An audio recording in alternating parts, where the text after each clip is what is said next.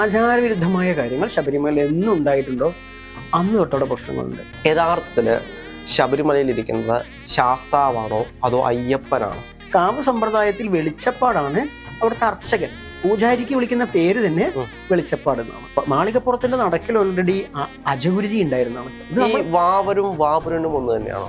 അല്ല, വാവരും വാപുരനും വേറെയാണ്. മൂർത്തി സങ്കല്പത്തിൽ അത് വാനരക്കുട്ടിയോ വാപുരനോ ആകാം. വാവരെ തള്ളുന്നവർക്ക് തള്ളാം, പക്ഷെ എന്തിനാണ് മലയനെ തള്ളുന്നു, മലയുടെ ദൈവത്തെ തള്ളി മറ്റൊന്നിനെ ആക്കുന്നു എങ്കിൽ അവിടെ ലക്ഷ്യം വെക്കുന്ന ഹിന്ദു വേറെ എന്തോ ആണ്, ആർക്കു വേണ്ടിയാണ്. അത് തന്നെയാണ് ശബരിമലയിലെ പ്രശ്നം. വർണ്ണാശ്രമാണാം സർവേഷാം ആചാര പരമാകൃതിയും എന്നൊരു പ്രമാണമുണ്ട്. ആഭിചാരം എന്ന് പറഞ്ഞാൽ അഭിആചാരം തന്നെയാണ്. ഒരുത്തൻ എന്തെങ്കിലും ദോഷം വരുത്തണം എന്ന് കരുതി ചെയ്യപ്പെടുന്നതൊക്കെ അഭിചാരമാണ്. ഇന്ന് നമ്മളോടൊപ്പം ഉള്ളത് നമ്മുടെ ഏറ്റവും പ്രിയപ്പെട്ട ബാബാജിയാണ്. ബാബാജി നമസ്കാരം. നമസ്തേ. നമസ്തേ ബാബാജി. ശബരിമലയെ പറ്റി ഒരുപാട് കഥകളുണ്ട്, പല കെട്ടുകഥകളുണ്ട്. അല്ലെങ്കിൽ നമ്മൾ പോലും ചിന്തിക്കാത്ത ഒരു സാധാരണ ഭക്തര് ഇപ്പോഴും അക്സെപ്റ്റ് ചെയ്യാൻ പോലും അവർക്ക് കഴിയാത്ത വിധത്തിലുള്ള ഒരുപാട് കഥകൾ ശബരിമലയുമായി ബന്ധപ്പെട്ടുണ്ട്. യഥാർത്ഥത്തില് ശബരിമലയിൽ ഇരിക്കുന്നത് ശാസ്താവാണോ അതോ അയ്യപ്പനാണോ? അതാണ് എല്ലാവരുടെയും ഏറ്റവും വലിയ ചോദ്യം എന്ന് പറയുന്നത്. കാരണം ശബരിമല വിഷയം ഇപ്പം നടന്നുകൊണ്ടിരിക്കുകയാണ്. ശബരിമല ഓരോ വിഷയങ്ങളായിട്ട് ശബരിമലയിൽ ഇങ്ങനെ വന്നുകൊണ്ടിരിക്കുകയാണ്. ഇതൊക്കെ അയ്യപ്പന്റെ കോപമാണോ, അല്ലെങ്കിൽ അയ്യപ്പന്റെ കോപം കൊണ്ടാണ് പ്രളയം വരെ വന്നു എന്ന് പറയുന്ന ഒരുപാട് പേരുണ്ട്. യഥാർത്ഥത്തിൽ ഇതിൽ എന്തെങ്കിലും യാഥാർത്ഥ്യങ്ങളുണ്ടോ? ഒരു ഭഗവത് ഭക്തൻ എന്നുള്ള നിലയ്ക്ക് കൂടി പറയുകയാണെങ്കിൽ ഒരു സമ്പ്രദായങ്ങളുടെ ഒരു ആചാര്യത്വം കൂടി നമുക്കുണ്ട്. അവിടെ ഈ ശബരിമലയുമായി ബന്ധപ്പെട്ട് പലപ്പോഴും ഈ നമ്മൾ പറയുക ഒരു സീസൺ ആകുമ്പോൾ ഒരു മണ്ഡലകാല വ്രതകാലമാകുന്നതോട് കൂടിയിട്ട് ശബരിമല ഇഷ്യൂ വരാറുണ്ട്. അതിന് പ്രധാന കാരണം ഈ താന്ത്രിക പദ്ധതി കൈകാര്യം ചെയ്യുന്ന എല്ലാവർക്കും അറിയാം, അവിടെ ഒരു വൈരുദ്ധ്യങ്ങൾ ഉണ്ടായിട്ടുണ്ട്. യഥാർത്ഥ വിധിപ്രകാരം ആചരിക്കപ്പെടേണ്ട ആചരണങ്ങളിലൊക്കെ മാറ്റങ്ങൾ വരുത്തിയിട്ടുണ്ട്. അതായത് ആചാരവിരുദ്ധമായ കാര്യങ്ങൾ ശബരിമല എന്നും ഉണ്ടായിട്ടുണ്ടോ അന്ന് തൊട്ടോടെ പ്രശ്നങ്ങളുണ്ട്. എന്ന് തൊട്ടാണ് ഈ ആചാരങ്ങൾ മാറാൻ തുടങ്ങിയത്? അത് നമ്മൾ മനസ്സിലാക്കുന്നിടത്തോളം അതൊരു വനത്തിനോട് ചേർന്ന് നിൽക്കുന്ന ദേവതാ സങ്കല്പമാണ് അവിടെയുള്ളത്. അതായത് ചാത്തൻ, നീലി എന്ന് തുടങ്ങുന്ന മലദൈവ സങ്കല്പങ്ങളാണ് ശബരിമലയിലുള്ളത്. ഇന്ന് കാണുന്ന അയ്യപ്പനല്ല. ഇന്ന് കാണുന്ന അയ്യപ്പനല്ല. അയ്യപ്പൻ എന്ന് പറഞ്ഞാൽ മലദൈവ ശാസ്താവല്ല. ചാത്തനെ തന്നെ അയ്യപ്പൻ വിളിക്കാനുണ്ട്. നമുക്ക് സംസാരിക്കാം. അപ്പൊ ഇന്ന് കാണുന്നത്, ഇന്നിപ്പോ അവർ പറയുന്ന ശാസ്താവാണ്, ശാസ്ത ക്ഷേത്രം എന്നൊക്കെ പറയുന്ന രീതിയൊക്കെ ഉണ്ട്. അത് കാവാണ്. വന അന്തരീക്ഷത്തിലൊക്കെ കാവാ പറയുക. ഇതെന്താ വെച്ചാൽ അത് മലയന്മാര് പരമ്പരാഗതമായിട്ട് ആചരിച്ചു വന്നിരുന്നതാണ്. അവിടെ മലയന്മാരുമായി ബന്ധപ്പെട്ട് വിദേശികളൊക്കെ രേഖപ്പെടുത്തിയിട്ടുണ്ട്. എന്താ ഇപ്പൊ ഈ കറുപ്പസ്വാമിയാണെങ്കിലും ഇതൊക്കെ ഇവിടെ ഉണ്ടായിരുന്ന ആളുകളുമായി ബന്ധപ്പെട്ടത്. അപ്പൊ അങ്ങനെയുള്ള അവിടെ ആചരിച്ചു വന്ന മലയന്മാരുടെ ആ ദൈവസങ്കല്പം അത് പിന്നീട് കാലാന്തരത്തിൽ മറ്റുള്ളവർ ഇപ്പൊ പറഞ്ഞു കഴിഞ്ഞു. ദേശീയയുടെ ടെക്സ്റ്റിന്റെ പേര് നമുക്ക് ഓർമ്മ വരാത്തതുകൊണ്ടാണ്. എന്തായാലും ശരി, അവിടെ ഉണ്ടായിരുന്ന ആ വ്യക്തി അവിടുത്തെ വെളിച്ചപ്പാടായിരുന്നു എന്ന് പറയുമ്പോൾ പോലും ഇന്ന് നമ്മുടെ ഇടയിലുള്ള ഹൈന്ദവരായിരിക്കുന്ന ആളുകൾ പോലും വെളിച്ചപ്പാടല്ലേ, പൂജാരി അല്ലല്ലോ എന്നാ ചോദിക്കുന്നത്. ഇവിടെ ഒരു വിഷയം, ആളുകൾ വെളിച്ചപ്പാടിനെ കാണുന്നത് ഈ വാളെടുത്ത് ഉറഞ്ഞു തുള്ളുന്ന ആളായിട്ടാണ്. പക്ഷെ കാവ് സമ്പ്രദായത്തിൽ അങ്ങനെയല്ല. കാവ് സമ്പ്രദായത്തിൽ വെളിച്ചപ്പാടാണ് അവിടുത്തെ അർച്ചകൻ. പൂജാരിക്ക് വിളിക്കുന്ന പേര് തന്നെ വെളിച്ചപ്പാട് എന്നാണ്. അതായിരുന്നു അവിടെ ഉണ്ടായിരുന്നത്. പക്ഷെ അതൊക്കെ മാറി മറിഞ്ഞ് പിന്നീട് കൊട്ടാരം വക ആളുകളെ വെക്കുകയും പിന്നീട് പല ആളുകളും പോയിച്ചു വന്നു. ഇപ്പോഴുള്ള തന്ത്രി പാരമ്പര്യം പോലും ഇവർക്ക് പാരമ്പര്യം ഇല്ല. ഇവർ എന്താ വെച്ചാൽ സ്വതവേ ഇവർ അവകാശപ്പെടുന്നത് ഇവരെന്താ വെച്ചാൽ പരശുരാമന്റെ കേരളത്തിലേക്ക് ഇവർ കടന്നു വന്നാണെന്നും അവര് താഴത്തുകൂടെ കടലുമാറ്റി താഴത്തുകൂടെ നടന്നുകൊണ്ടാണ് താഴമൺ എന്ന പേര് വന്നതെന്നും. അപ്പൊ അവരെന്നെയാണ് പരമ്പരാഗതമായിട്ട് പരശുരാമൻ പ്രതിഷ്ഠിച്ചതിന് ശേഷം ഈ ഒരു ശബരിമലയിലെ പുരോഹിതന്മാരെന്നൊരു പറയുന്നത്. എനിക്ക് നമുക്ക് കാന്താര സിനിമയുമായിട്ട് ഇത് റിലേറ്റ് ചെയ്യാൻ പറ്റുമോ? തീർച്ചയായിട്ടും. ഇത് ഇപ്പൊ വരുന്ന സിനിമകളുടെ ഒക്കെ പ്രത്യേകത, നമ്മൾ ഇതിനു മുമ്പ് തന്നെ നമ്മൾ ലോകയെ കുറിച്ച് നമ്മളെ ചാനൽ തന്നെ ചെയ്യും. ഇപ്പൊ സിനിമയൊക്കെ എന്താ വെച്ചാൽ ഇത്തരത്തിൽ നീതി നിഷേധിക്കപ്പെട്ട, അവകാശങ്ങൾ നിഷേധിക്കപ്പെട്ട കേവലം ഒരു സാമൂഹിക വിഷയം മാത്രമല്ല, ആധ്യാത്മിക മണ്ഡലത്തെ കൂടി തൊടുന്ന രീതിയിലാണ് ഇപ്പോ പല സിനിമകളും വരുന്നത്. അത് സത്യം അല്ല, ഞാൻ അത് ചോദിക്കാൻ കാരണം എന്ന് വെച്ച് കഴിഞ്ഞാൽ കാന്താരയിൽ ഇപ്പം അങ്ങ് പറഞ്ഞുകൊണ്ട് വെളിച്ചപ്പാട്, അപ്പം കാന്താരയിലും അതേപോലെയാണ് തെയ്യം തുള്ളുന്ന ആളുകൾ, അവരാണ് ദൈവങ്ങൾ. അപ്പൊ അവരുടെ ദൈവങ്ങളെ രാജാക്കന്മാർ കൊണ്ടുപോയി അവരുടെ ദൈവങ്ങളാക്കാൻ മാറ്റുന്നു. അതാണ് ആ സിനിമ. തീർച്ചയായും. അവിടെ ആക്കുക, മാറ്റുക എന്നതിനപ്പുറം അത് ആ നിലനിന്നിരുന്ന വ്യവസ്ഥ ഒന്നുമില്ലാതാക്കുക കൂടി ചെയ്യുന്നുണ്ട്. അപ്പൊ ഇവിടെ അങ്ങനെ തന്നെയാണ്. ഇവിടെ കയ്യിൽ നിന്ന് അത് എടുക്കുന്നതോട് കൂടിയിട്ട് പുതിയ ആചാരം. അപ്പൊ അവിടെ പറഞ്ഞു താഴമൺ കുടുംബത്തിന്റെ അവകാശം പണ്ടേ ഉണ്ടെന്ന് അവർ അവകാശപ്പെടുന്നു. പക്ഷെ തെറ്റാണ്. താഴമൻ കുടുംബത്തിന് മുമ്പ് ഈ പാണ്ഡ്യ രാജാക്കന്മാരുടെ അവകാശം പേറുന്ന 12 കൊട്ടാരംകാർ തന്നെ വേറെ ആളുകളെയാണ് പൗരോഹിത്യം ഏൽപ്പിച്ചിരുന്നത്. അവർക്ക് പോകാൻ പറ്റാതെ ആയപ്പോൾ അവർക്കൊരു നിശ്ചിത സംഖ്യ കൊടുത്തുകൊണ്ടാണ് ഇപ്പോഴത്തെ താഴമൻ കുടുംബം ഏറ്റുവാങ്ങിയത് ഇവരെ പൂർവികരായിട്ട്. അല്ലാണ്ട് ഇവർക്ക് പണ്ടേക്കൊണ്ടേ പരശുരാമൻ കൊടുത്തോന്നല്ല, അതൊക്കെ അവർക്ക് അറിയുന്ന കാര്യമാണ്. പക്ഷെ ഇവരെന്താ വെച്ചാൽ ഇവരുടെ ആധികാരികത ഉറപ്പിക്കുന്നതിന് വേണ്ടിയിട്ട് ഇവരെന്ത് ചെയ്യാണ്, പരശുരാമനെയും ശിവനെയും വിഷ്ണുവിനെയൊക്കെ കൂട്ടുപിടിക്കും. അല്ല, പരശുരാമന്റെ കാലഘട്ടം എടുത്തു നോക്കിക്കഴിഞ്ഞാൽ എത്ര കാലഘട്ടം മുമ്പിട്ടാണ് പരശുരാമനുള്ളത്? അപ്പം ഈ ബ്രാഹ്മണിക്കൽ സമ്പ്രദായവും ആര്യന്മാരുടെ കടന്നുവരവും എല്ലാം എത്ര കാലത്തിന് പിന്നീടാണ്? അപ്പൊ അവിടെയാണ് ഇതിനുള്ളൊരു വിഷയങ്ങൾ വരുന്നത്. നമ്മളെന്തായാലും ഇപ്പൊ നമ്മൾ ആര്യൻ കടന്നു വന്നു അതൊന്നും നമ്മൾ പറയുന്നില്ല, അത്തരം കാര്യത്തിൽ നമ്മൾ അങ്ങനെ അതിനൊക്കെ ഒരുപാട് അഭിപ്രായ വ്യത്യാസങ്ങളുണ്ട്. അതിക്കല്ല നമ്മൾ പോകുന്നത് ഇത്തരം ഒരു ഇപ്പൊ പറയപ്പെടുന്ന ബ്രാഹ്മണിക്കൽ പൗരോഹിത്യം ഇതൊക്കെ ഏറ്റെടുക്കുമ്പോഴുള്ള കുഴപ്പമാണ്. അപ്പൊ അവർ ഏറ്റെടുത്ത് കഴിഞ്ഞതിന് ശേഷം അവരെന്ത് ചെയ്തു, അവർക്ക് പ്രാദേശികമായ ആ ഒരു അയ്യപ്പൻ, ചാത്തൻ അയ്യപ്പൻ എന്ന് വിളിക്കുന്ന വേറൊന്നുകൊണ്ടല്ല. അയ്യപ്പൻ എന്ന് പറയുന്നത് ഇപ്പൊ നമ്മൾ ആധാരങ്ങൾ പറയുമ്പോൾ പുലാധാരം, നീരാധാരം, തീയാധാരം, പറാധാരം, പിന്നെ പൂവാധാരം എന്ന് പറയും. ഏകദേശത്ത് 5. അപ്പൊ 5 ആധാരങ്ങളായി. മൂലാധാരം, സ്വാധിഷ്ഠം എന്ന് പറയുന്നത് ഈ പറയുന്ന മലബാര ട്രഡീഷന്റെ ഭാഗമായിട്ടാണ് പുലാധാരം എന്നൊക്കെ പറയുന്നത്. ഈ 5 കഴിഞ്ഞാൽ 6ാമത് തട്ടിൽ വരുന്ന ഈ 5ന്റെ അപ്പനാണ്. ഈ 5ന്റെ അപ്പനായിട്ട് ഇവിടെ അപ്പൊ എന്താ വെച്ചാൽ വിഷ്ണുമായ എന്നുള്ള അർത്ഥത്തിലല്ല, കരിങ്കുട്ടിച്ചാത്തനായിട്ടാണ് വരുന്നത്. അതുകൊണ്ട് തന്നെ ഇപ്പൊ നിങ്ങൾക്ക് നോക്കിയാൽ അറിയാൻ പറ്റും, അവിടുത്തെ ഈ മണ്ഡലോത്സവത്തിന്റെ ഭാഗമായിട്ടെ തിരുവാഭരണം വന്നു കഴിഞ്ഞാൽ ഇപ്പോഴും കുറുപ്പന്മാര് കളമ്പാട്ടിന് അവർ ഉപയോഗിക്കുമ്പോൾ അതിൽ മീശയുമിട്ടുള്ള കാര്യങ്ങളൊക്കെ ഉണ്ടായിരിക്കും. കരിങ്കുട്ടിക്ക് മീശയൊക്കെ ഉണ്ട്. അപ്പൊ അവിടെ അപ്പോൾ ആചരിക്കപ്പെടുന്നത് ഈ പറയുന്ന പരിപൂർണമായിട്ടുള്ള ആ ചാത്തനെയാണ് ആചരിക്കുന്നത്. ഇവര് പറയുന്ന അയ്യപ്പനധികം പ്രായമില്ല, ഈ പറഞ്ഞുകൊണ്ടിരിക്കുന്ന അയ്യപ്പ കഥാപാത്രത്തിന് പ്രായമില്ല. അപ്പൊ അതുകൊണ്ട് എന്താ വെച്ചാൽ ഇതൊക്കെ ഇതിനോട് റിലേറ്റ് അല്ല. അപ്പൊ അയ്യപ്പൻ എന്ന് പറഞ്ഞാൽ ചാത്തനും കൂടിയാണ്. പക്ഷെ പിന്നീട് അതിന് ശേഷമാണ് ഈ ശാസ്ത്രവൽക്കരണം. കാരണം അയ്യപ്പന്റെ പൂജാ പദ്ധതി ഇപ്പോഴുള്ള ആളുകൾക്ക് ചെയ്യാൻ കഴിയില്ല, അവർക്ക് ചെയ്യാൻ കഴിയില്ല, അതല്ല അതിന്റെ പദ്ധതി. അപ്പൊ ശാസ്ത്ര സങ്കല്പത്തിലേക്ക് വരുമ്പോൾ അതുവരെ ഉണ്ടായിരുന്ന ഓരോന്ന് ഓരോന്നായിട്ട് ഇല്ലാണ്ടാക്കണം. അപ്പോൾ മാത്രമേ ക്ഷേത്ര സംവിധാനത്തേക്ക് വരാൻ പറ്റുള്ളൂ. ക്ഷേത്ര സംവിധാനം വരുമ്പോൾ തന്ത്ര സമുച്ചയൊക്കെ പറയുന്ന പോലെ വിപ്ര കുലീന സംസ്കൃതി യോഗ എന്നുകൊണ്ട് അവർ വളച്ചൊടിച്ച് വ്യാഖ്യാനിക്കുന്ന രീതിക്ക് മാറ്റാൻ പറ്റുള്ളൂ. അപ്പൊ അവിടെ അപ്പൊ എന്ത് ചെയ്തു, അപ്പൊ കൊടിമരം വന്നു, പടിപൂജ വന്നു. ഇന്ന് ഈ പടിപൂജ എന്നും തന്ത്രത്തിൽ എവിടെയാണ് വരുന്നത് നമുക്കറിയില്ല.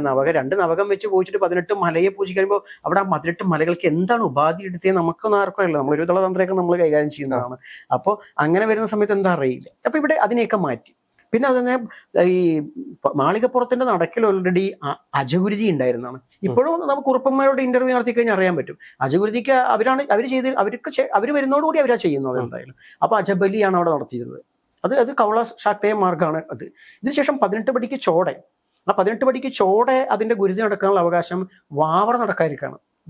അതായത് ഇപ്പൊ നമ്മൾ ഈ മുസ്ലിങ്ങൾ എന്ന് പറയപ്പെടുന്ന അവിടുത്തെ ആ മുസ്ലിം പാരമ്പര്യം പിൻപറ്റുന്ന വാവർ ഫാമിലിക്കാണ് 18 പടിക്ക് താഴെ ഗുരുതി നടത്താൻ അവകാശം. ഇത് വാവരും വാപുരനും ഒന്ന് തന്നെയാണോ? അല്ല, വാവരും വാപുരനും വേറെയാണ്. വാവരും വാപുരനും നമ്മളൊക്കെ പറയാം ഹനുമാൻ കുട്ടി, ഇതൊക്കെ വേറെ. യഥാർത്ഥത്തിൽ മലദൈവ ട്രഡീഷനിൽ വാപുരനില്ല. അവിടെയുള്ളത് വാനരനോ ഹനുമാനോ അല്ലെങ്കിൽ പറക്കുട്ടിയൊക്കെ പറഞ്ഞ പേരാണ്. യഥാർത്ഥത്തിൽ അവിടെയുള്ളത് ഈ ട്രൈബൽ ദൈവമാണ്. ഇപ്പം ചില ആളുകൾക്ക് ഈ വാവരസ്വാമി അങ്ങോട്ട് അക്സെപ്റ്റ് ചെയ്യാൻ കഴിയില്ല. കാരണം വാവരസ്വാമി മുസ്ലിം ആയല്ലോ.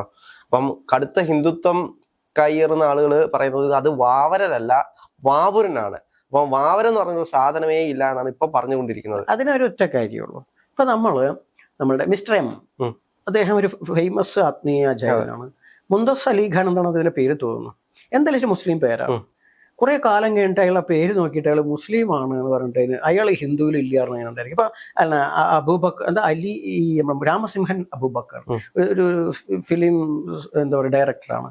അദ്ദേഹം ഹിന്ദു ധർമ്മത്തിലേക്ക് കടന്നു, ഹിന്ദുവിന് വേണ്ടി സംസാരിക്കുന്ന ഒരാളാണ്. കാലങ്ങൾ കഴിഞ്ഞിട്ട് അയാളെ പേരിന്റെ ഇപ്പൊ അബൂബക്കർ ഉള്ളത് കൊണ്ടും അദ്ദേഹത്തിന്റെ പൂർവ്വം അലി അക്ബർ കേട്ടുകൊണ്ടും അയാൾ ഇല്ല എന്ന് പറഞ്ഞു. ഇവിടെ അതാണ് വിഷയം. അപ്പൊ അദ്ദേഹത്തിന്റെ ഫാമിലിപ്പെട്ട പല ആൾക്കാരും ചിലപ്പോൾ ഹിന്ദുമതം സ്വീകരിച്ചിട്ടുണ്ടായിരിക്കില്ല. മനസ്സിലായില്ലേ? ഈ പറഞ്ഞ പോലെ വാവർ എന്ന് പറഞ്ഞ ആളുടെ മതവും അയാളുടെ ആ ജീവിത ശൈലി നോക്കിക്കൊണ്ട് അതിന് ഈ വ്യക്തി അയാൾ തീവ്രവാദിയാണെന്ന് അതിനോട് നമുക്ക് യോജിക്കാൻ പറ്റില്ല. വാവർ അയ്യപ്പൻ ഈ പന്തളം കൊട്ടാരവുമായി ബന്ധപ്പെട്ട മണികണ്ഠന്റെ സുഹൃത്തോ അല്ലെങ്കിൽ മണികണ്ഠന്റെ സഹായോ എരുമേലി വെച്ചിട്ട് ഉദയനുമായിട്ടുള്ള യുദ്ധത്തിന് സഹായിച്ച ഒരു വ്യക്തിയായിട്ടാണ് പറയുന്നത്.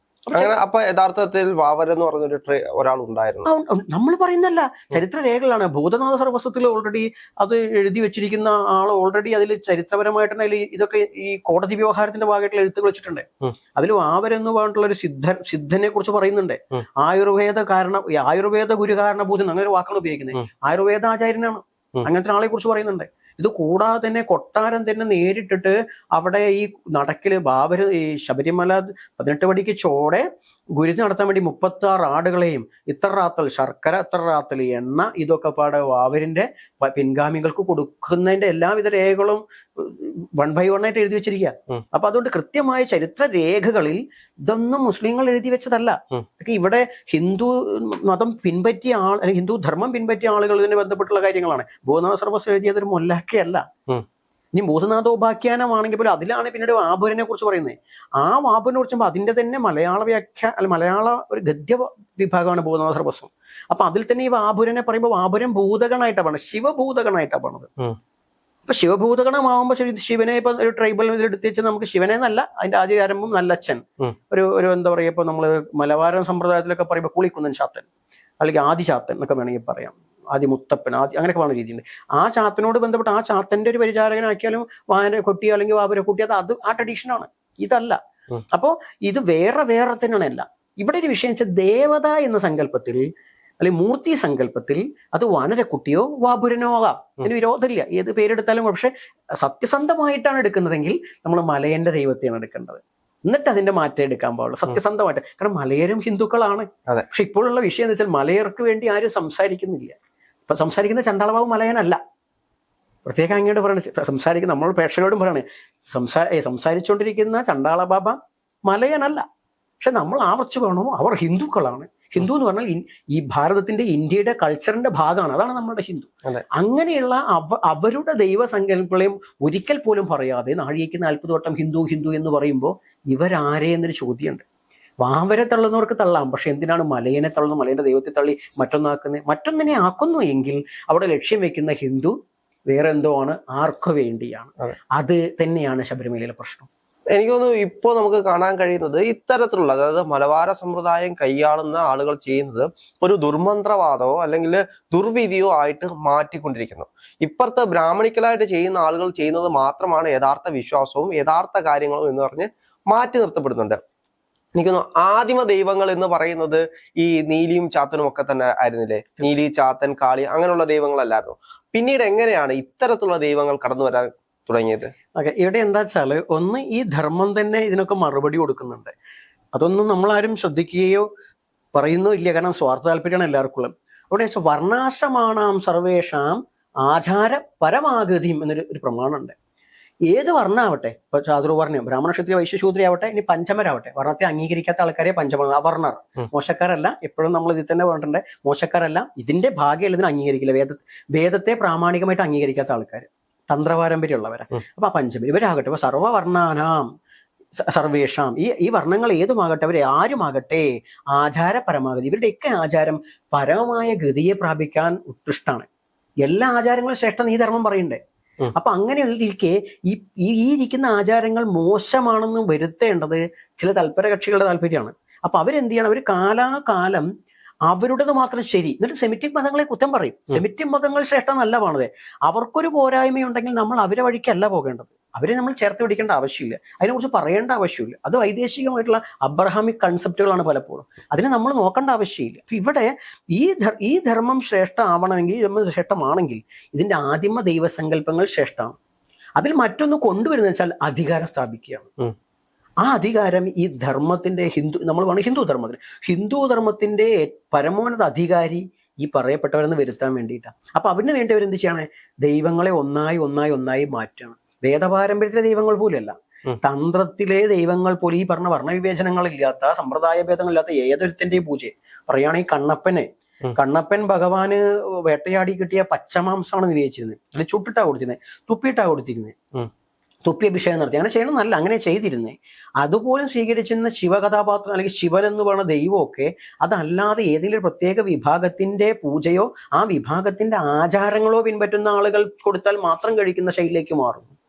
അപ്പൊ അതിന്റെ അർത്ഥം എന്താണ്, അത് മാത്രം ശരി, മറ്റത് തെറ്റാണ്. അപ്പൊ മറ്റേത് ചെയ്യുന്നത് എന്താണ്, അത് ഈ പറയുന്ന ആരാണോ ഇപ്പൊ ഈ നിയമം ഉണ്ടാക്കി ഇവര് പറയാണ്, നിന്റെ പൂജ തെറ്റാണ്, നീ അധമ പൂജ ചെയ്യുന്നു, അന്ധവിശ്വാസമാണ്, ദുരാചാരമാണ്, ദുർമാർഗമാണ്, ആഭിചാരമാണ് എന്ന് പേരിട്ടിരിക്കുന്നു. എന്താ ആഭിചാരം? ആഭിചാരം എന്ന് പറഞ്ഞാൽ അഭിയാചാരം തന്നെയാണ്. ഒരുത്തൻ എന്തെങ്കിലും ദോഷം വരുത്തണം എന്ന് കരുതി ചെയ്യപ്പെടുന്നതൊക്കെ അഭിചാരമാണ്. നിങ്ങളിപ്പോ ഗുരുവായൂർ ക്ഷേത്രത്തിൽ പോയിട്ടും പ്രാർത്ഥിച്ചിട്ട് എന്റെ അയൽവാസിക്ക് എന്തെങ്കിലും വരുന്നതാണ്, അത് ആഭിചാരമല്ലേ അവിടെ നടക്കുന്ന പൂജ അല്ലേ? ഇനി ഒരാൾ മറ്റൊരു മതത്തിനും അവന്റെ രീതിയിൽ തന്നെ മറ്റൊരു വരുത്തുന്ന ആഭിചാരമല്ലേ? ഋഗ്വേദം തന്നെ അങ്ങ് എടുത്ത് നോക്കുന്നുണ്ട്, മലയാളത്തിലൊക്കെ അവൈലബിൾ ആണ്. അവിടെ എന്താ പറയുക, ശത്രുക്കൾ നശിക്കണേ എന്നാ പ്രാർത്ഥിക്കുന്നത് പല പ്രാർത്ഥന, അഭിചാരാവണ്ടേ. അപ്പൊ അവിടെയാണ് എന്താ വെച്ചാൽ ആഭിചാരം നടന്നിട്ടുള്ളൂ. അത് നമ്മളല്ല വിലയിരുത്തേണ്ട ആഭിചാരം, മറ്റുള്ള ഇരുത്താണ്. അപ്പൊ എല്ലാവരും അവനവന്റെ ജീവിതവും സാഹചര്യവും മെച്ചപ്പെടാൻ ആഗ്രഹിക്കുന്നത് ഉള്ള പ്രാർത്ഥനകളും വഴിപാടുകളും നടത്തും. പക്ഷെ ആചാരപരമായിട്ട് അവരെന്തെങ്കിലും ദ്രവ്യങ്ങൾ, ഇപ്പൊ കള്ള്, കോഴി ഇത്യാദി കാര്യങ്ങൾ, അതും തന്നെ ഈ മലബാര സമ്പ്രദായത്തിലെ ട്രൈബൽ അല്ലെങ്കിൽ ഇത്തരം കുല ആചാരങ്ങൾ എല്ലായിടത്തും കൊള്ളും കോഴിയൊന്നുമില്ല, ചില ചില വ്യവസ്ഥയാണ്. അത് വൈദികന്മാർക്കും ഉണ്ട്. യാഗങ്ങൾക്ക് ആടിനെ ബലി കൊടുക്കാനൊക്കെ വിധിയുണ്ട്. ഇതൊക്കെ വായിക്കാതെ പലപ്പോഴും ഇതൊക്കെ പറയുന്നത്. കേരള ചരിത്രം പരിശോധിച്ചാൽ തന്നെ 70 കാലഘട്ടം വരെ കേരളത്തിലെ നമ്പൂതിരിമാർ ബലിയാചാരം നടത്തിയിട്ടുണ്ട്. പിന്നീട് നിയമം വന്നപ്പോൾ നിർത്തലാക്കിയതാണ്. അപ്പൊ നിർത്തലാക്കിയപ്പോൾ അവരത് മാറ്റി എന്നുള്ളൂ. അതിന്റെയും വേണ്ടത് ഫലം ഉണ്ട്. യാഗം അങ്ങനെ ചെയ്തതിന്റെ ഫലമായിട്ട് പ്രകൃതിയിൽ ഒരുപാട് അനർത്ഥങ്ങൾ ഉണ്ടായിട്ടുണ്ട്. ഇതും തന്നെ ഏർക്കര രാമൻ നമ്പൂതിരിപ്പാടിനെ പോലെയുള്ള മഹാരഥന്മാർ, യാഗത്തിന്റെ പരമാചാര്യന്മാരായിട്ടിരുന്ന വ്യക്തിത്വങ്ങൾ വളരെ വ്യക്തമായി പണ്ടതിങ്ങനെ ചെയ്യരുത്, ഈ ആചാരം അതേ വിധിയിൽ ചെയ്തു പോകണം. അന്ന് പുരോഗമനം ചിന്തിക്കുന്ന കുറച്ച് ഹിന്ദുക്കൾ തന്നെയാണ് പ്രശ്നം ഉണ്ടാക്കിയത്. അപ്പൊ ഇവരുടെ സ്വാർത്ഥതയ്ക്ക് വേണ്ടിയിട്ട് ഇവരുണ്ടാക്കുന്ന, ഇവരെന്ത് ചെയ്യണം, നിലവിലുള്ള ദൈവങ്ങളൊന്നും ബ്രാഹ്മണരുടെ ദൈവങ്ങൾ, ഈ പറഞ്ഞ താന്ത്രിക ദൈവങ്ങളൊന്നും ബ്രാഹ്മണ ഇസത്തിന്റെ ദൈവമാണെന്ന് നമ്മൾ പറയുന്നില്ല. അത്തരം ആളുകളുടെ ദൈവം അല്ലെങ്കിൽ ചാതുർവർണ്ണ സംവിധാനത്തിന്റെ ദൈവമാണെന്ന് പറയില്ല. ഇവിടെയുള്ള മറ്റു പദ്ധതികളുടെ ദൈവം തന്നെയാണ്. പക്ഷെ ഇവരതിനെ അവരുടെ രീതിക്ക് മാറ്റി കൊണ്ടുവരികയാണ്, അതിനെ സ്ഥാപിക്കാൻ ശ്രമിക്കുന്നു. അതുകൊണ്ട് തന്നെ അങ്ങനെ നേരത്തെ കാന്താരയുടെ കാര്യം പറഞ്ഞാൽ അതുകൊണ്ട് ഉണ്ടാവുന്നത് എന്താ വെച്ചാൽ മറ്റുള്ളവർ മോശക്കാരാണ്, അതിൻ്റെ വ്യവസ്ഥ വരും. ഇനി ഇത് പറയും, ഇല്ല ഈ ധർമ്മത്തിൽ മോശക്കാരില്ലെങ്കിൽ പിന്നെ അവരുടെ കാര്യം കൂടി അംഗീകരിച്ചു കൊടുക്കണ്ടേ? അതില്ലതാണ്. അത് വെച്ചാൽ മോശക്കാരുണ്ട്, അവർ നന്നാവണമെങ്കിൽ ഇത് സ്വീകരിച്ചു. കൺവേർഷൻ, നിർബന്ധിത മതപരിവർത്തനം കൂടുതൽ നടത്തുന്നത് ഹൈന്ദവ ധർമ്മത്തിനുള്ളിൽ തന്നെയാണ്.